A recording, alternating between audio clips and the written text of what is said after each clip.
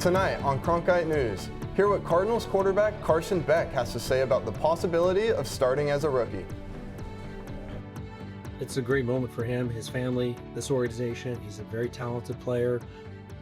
The D-backs are signing a prize international prospect. Learn more about him and his baseball journey. And watch parties for the World Cup are uniting fans around the world. Find out how they're impacting local businesses. Good evening and welcome to Cronkite News. I'm Ryan Orsini. And I'm Nathaniel Garcia. Thank you for joining us. The Cardinals quarterback position has been a major storyline across the Valley heading into the 2027 season. Cronkite News reporter Zoe Lamb has more in Tempe on how rookie Carson Beck is feeling ahead of training camp. While Carson Beck has plenty of college experience, when it comes to the NFL, he is still a rookie. He says that right now his primary focus is demanding the huddle and gaining the trust of those around him. There's so many levels to being a quarterback and understanding an offense, and the more reps you get, the more comfortable you become with that. But again, I've played a lot of football, so I think that my brain just kind of works a little bit different as a quarterback. When you're in that huddle, everyone's looking at you. So, and I feel like for me, I've always wanted to, take that step and want to be the guy that goes and makes the play, want to be the guy that everybody, looks on and depends on. So for me, again, I think just from a young age, it was kind of just an innate ability thing, and I definitely credit a lot of that to my dad. I've always been very internally motivated, but for me, the biggest thing was coming in here, A, learning the playbook, B, building connections with my teammates, and then C, trying to become the best quarterback that I possibly can. As he continues to grow in his offense, he's determined to become the leader that his team needs him to be when it matters most. In Tempe, this is Zoe Lamb, Cronkite News. Back to the newsroom. Thank you, Zoe. With just over a month away, the Arizona Cardinals will officially report training camp on July 22nd. Yeah, football is finally coming back. Training camp will also be followed up by the annual Hall of Fame game in early August against the Carolina Panthers in Canton, Ohio.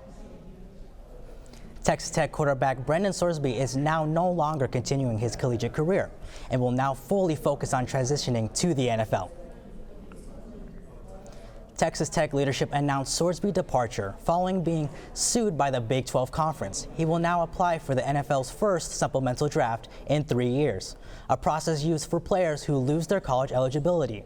All 32 teams are expected to be in attendance for Sorsby's Pro Day in Lubbock on July 10th. Back here in the Valley, the Diamondbacks are still making moves, almost 5 months after the international signing period opened up. It's a great moment for him, his family, this organization. He's a very talented player and very young, and the tools are there, and you could see everything, all the noticeable things showed up, and I understand why he was such a talented guy that was sought after. The Diamondbacks signed Jun Sang-um, a two-way prospect from South Korea. Despite his ability to throw in the mid-90s, was scouted for his contact hitting and defensive skills. At just 18 years old, though, his decision to come to Arizona will have him beginning his pro journey in next spring training, after he graduates, of course. Fan voting for the MLB All-Star Game is in full swing. As it stands right now, some notable Diamondbacks are not heading to Philadelphia next month. Outfielder and two-time All-Star Corbin Carroll currently sits at 8th in All-Star Game voting, while Ketel Marte is 7th among all second basemen. Third baseman Nolan Arenado is the highest in his position group standings at 3rd.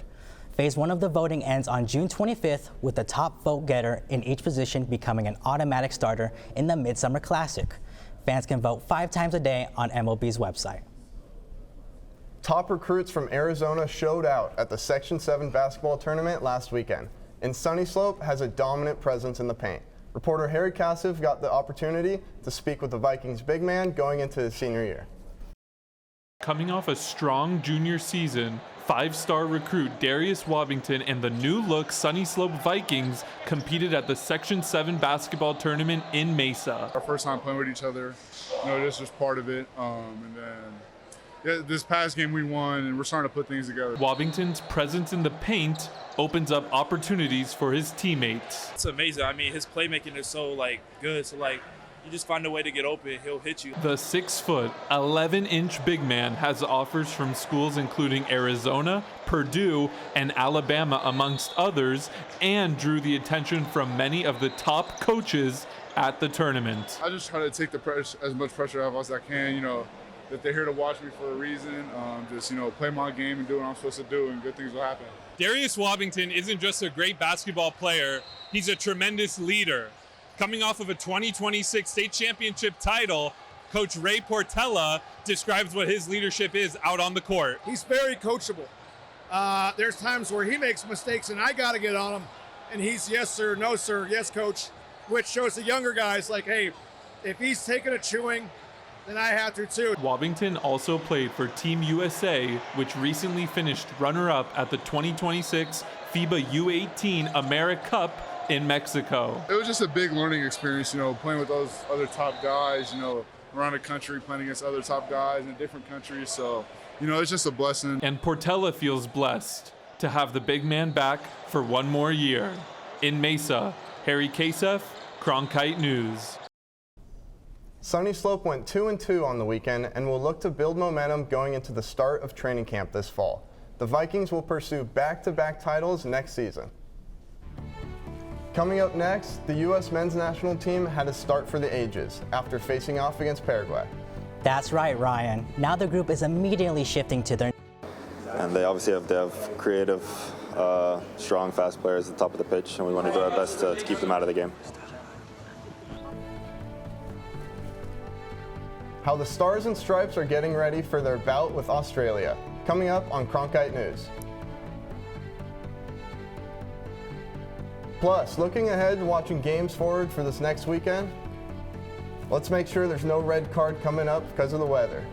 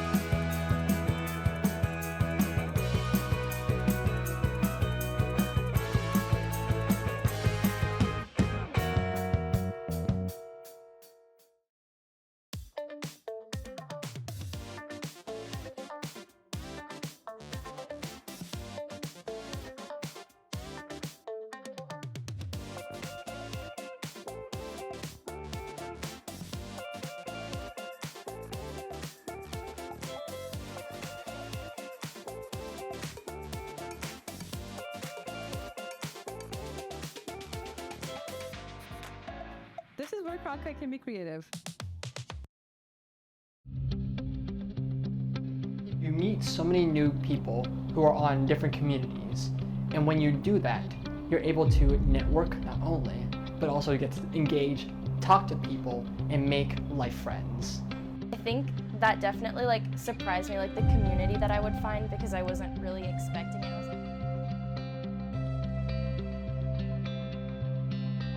Freedom. Friendly. Nice. I'd say cozy. As a teacher, you just want to reach people. You want to make a difference. You want to help them. I have an opportunity to do something I never imagined I would be able to do. Go out and build the best biology class the world has ever seen.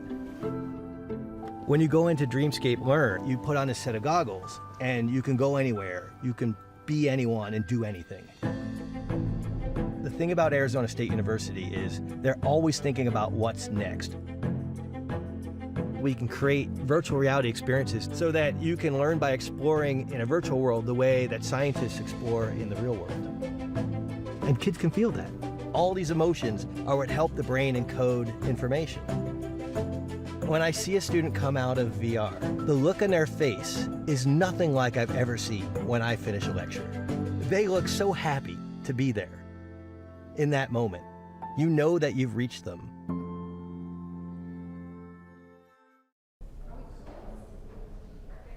Welcome back to Cronkite News. Leo Messi is on the verge of history following his first World Cup hat trick as Argentina faced Algeria last night.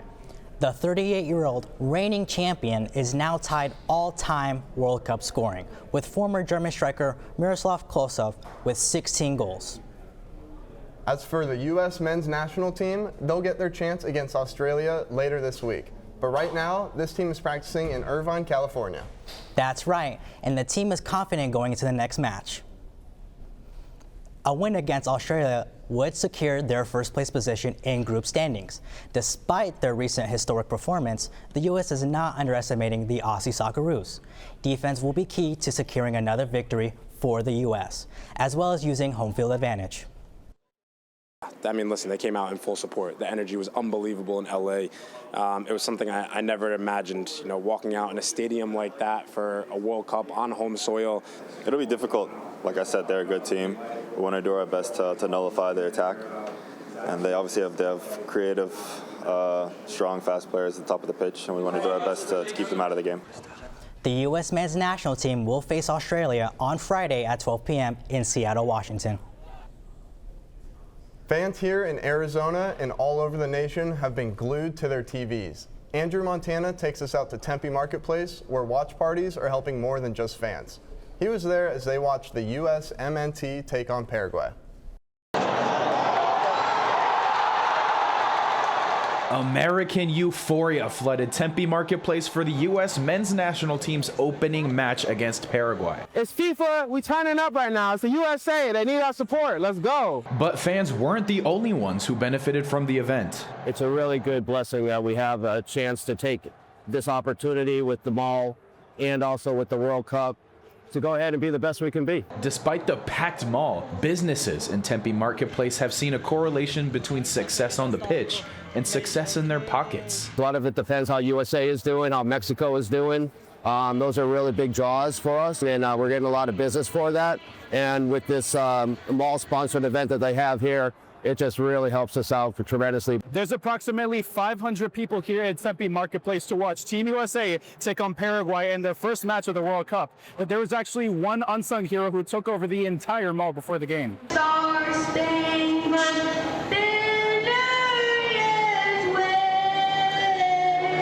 They were needing a volunteer because they were talking about not getting the sound to work and that we might miss the anthem. So I volunteered because I thought it would be good. And as the World Cup continues, the American anthem won't be the only one playing at Tempe Marketplace. The next 2 weeks, we're going to play the U.S., Mexico, and Canada games right here at our stage. As the Americans take to the big stage, their fans back at home still have high hopes. How they gonna do in the World Cup? Yeah. They're gonna win. They're gonna win. Championship aspirations in the land of the free.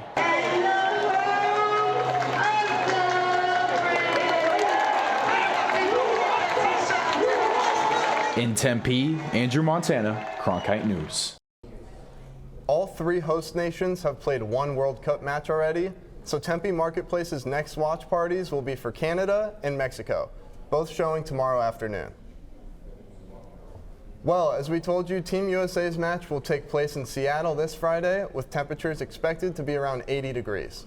Unfortunately, there's no chance of temps like that here in Phoenix. Tanner Buck joins us now from the Cronkite Weather Center to tell us what we can expect. Right now we're sitting about 103 in those triple digits. It doesn't go below triple digits until about 10 p.m. Going into the lows right now in the morning from the Grand Canyon and Flagstaff, it is 46 to 52, so there is some chilly weather. If you are waking up, I would advise having some warm weather clothing or a sleeping bag if you're waking up in a tent. In the middle of the state of Phoenix is about 83 with a warmer summer morning, but not into those triple digits that we see during the day. In the southern part of the state from Tucson to Tombstone is about 74 to 67, as it is a nicer time in the morning to enjoy. Going into those high temperatures, the Grand Canyon and the upper part of the state are a little cooler and a time to see during the weather, as it is nicer. Opposite of Phoenix, which is 107. If you are visiting the city going to a game, I would advise that if you are down there, you visit somewhere with some good AC to keep you cool and cooled off. In the bottom of the state, in the south part of Tucson, it is around 99 to 93, so it's not into those triple digits, but it is still pretty hot relatively. Going into the 8-day forecast, it's still about 107 to 105, but gradually goes up all the way about 113 to 114. Yesterday it was about 112, the hottest day of the summer, but we could exceed that going from Wednesday to Thursday, with the highs at night next week being at 89. From the Cronkite Weather Center, I'm Tanner Buck. Coming up next, a nearby hospital is getting some serious upgrades. That's right, some upgrades that will benefit more than just patients. It's very, very critical that people respond quickly and appropriately. And if you haven't had the chance to practice that a lot, that's a big ask. How doctors are getting trained, coming up next on Cronkite News.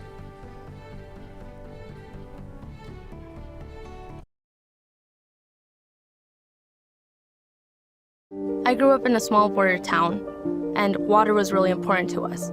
Without enough water, we can't farm, we can't eat, we can't live. And the way we're doing it right now, straight up doesn't have a future. I went to ASU because this is a place where you solve problems. With vertical farming, we can grow the same amount of food with 95% less water than traditional farming. The work I'm doing at ASU is changing the way I look at the world. 3, 2, 1. Coming up on the cut. Coming up on the cut. Coming up on the cut. How students can build their broadcast journalism portfolio with opportunities to learn more about on-air reporting and studio production.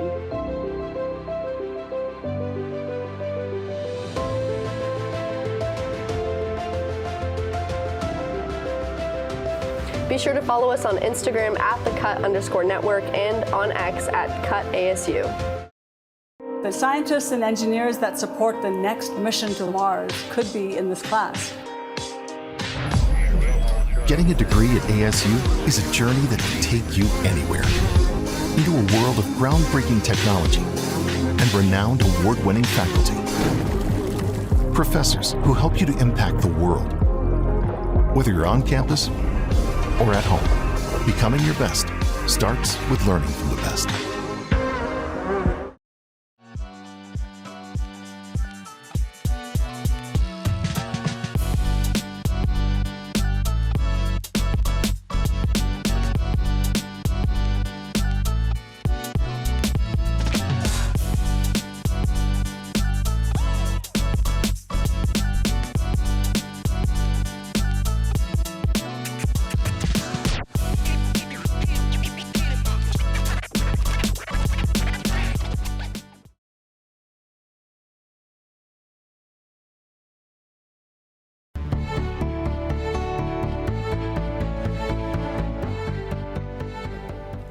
Welcome back to Cronkite News. I'm Caroline Rowland. Now let's take a look at some news headlines.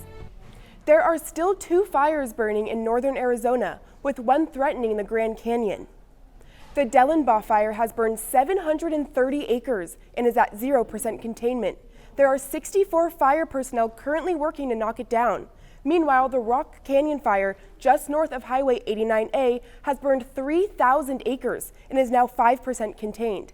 As of last night, plans are in place to evacuate any public camping in the House Rock Valley.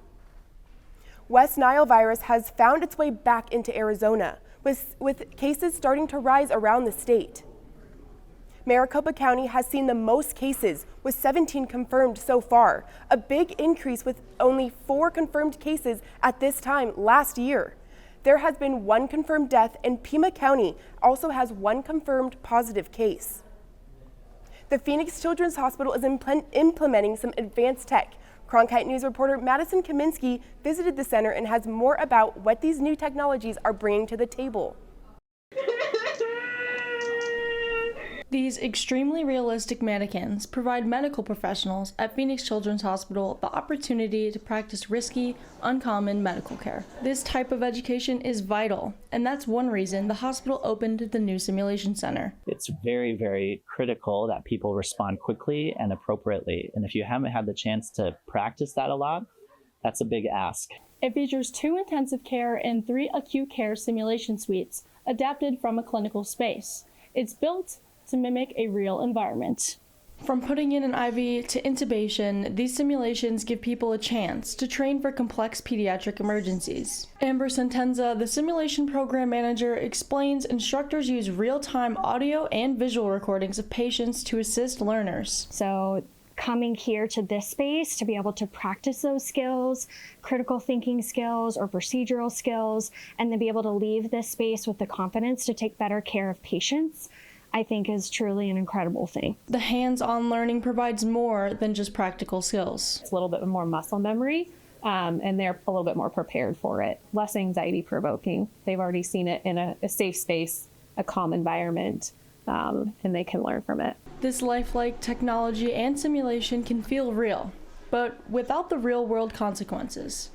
In Phoenix, Madison Kaminsky, Cronkite News. Thank you, Madison. And this facility isn't just open to doctors. Nursing students from across the state can use it for practice too. Arizona voters will decide on 2 ballot measures for state school voucher programs, but they might contradict each other if they both pass. The Protect Education Act is a citizen initiative and will restrict who can get vouchers to families making less than $150,000 a year. The other act, the Military Family Protection Act, will save funds for military families. But because it's a constitutional amendment and not a citizen-led initiative, it could potentially wipe the Protect Education Act off the books.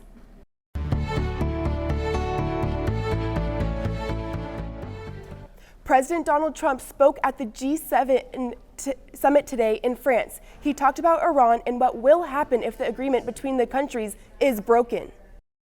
I let him know. I said, look, if you don't adhere to the agreement, I don't want to do that, but we're going to bomb the hell out of you.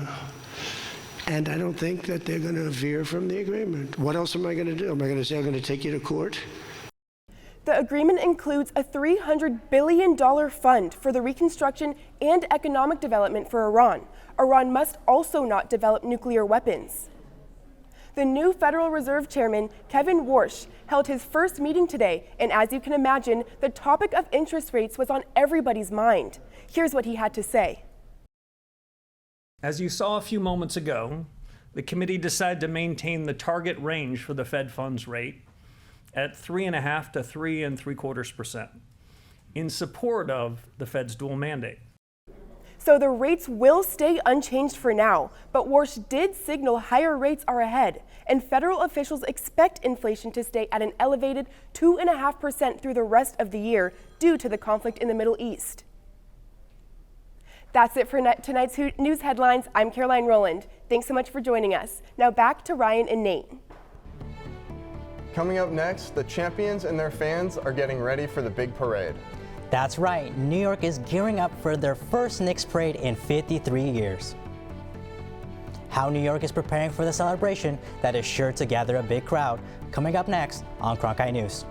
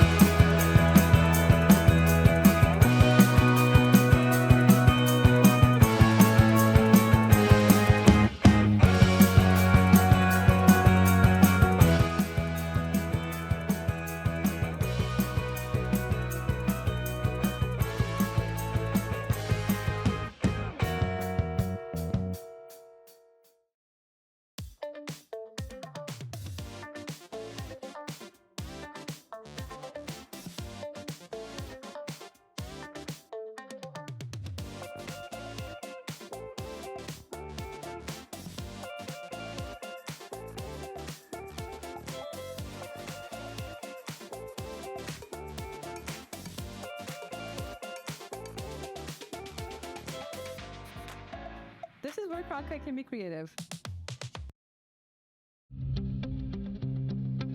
You meet so many new people who are on different communities, and when you do that, you're able to network not only, but also get to engage, talk to people, and make life friends. I think that definitely surprised me, the community that I would find, because I wasn't really expecting it.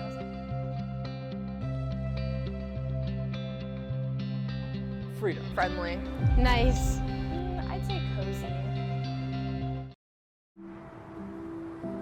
As a teacher, you just want to reach people. You want to make a difference. You want to help them.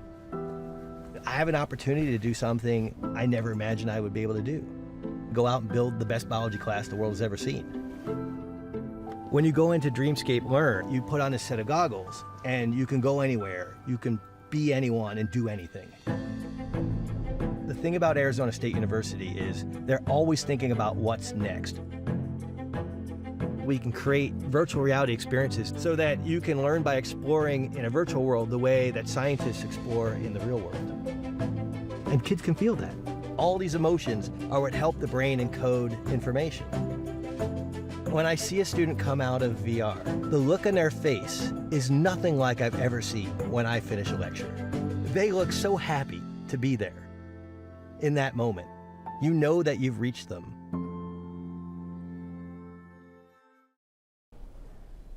Finally tonight, all of New York is getting ready for the Knicks parade tomorrow. And while it's a big event for the city, Ryan, officials are taking immense precautions. According to authorities, every attendee of tomorrow's parade will be screened at various NYPD locations. Officials are predicting 1 to 4 million people to descend upon Lower Manhattan, as it's sure to be a day these fans and city won't forget. That's it for tonight's edition of Cronkite News. I'm Ryan Orsini. And I'm Nathaniel Garcia. Thank you for joining us. And to see top Arizona stories anytime, log on to cronkitenews.azpbs.org.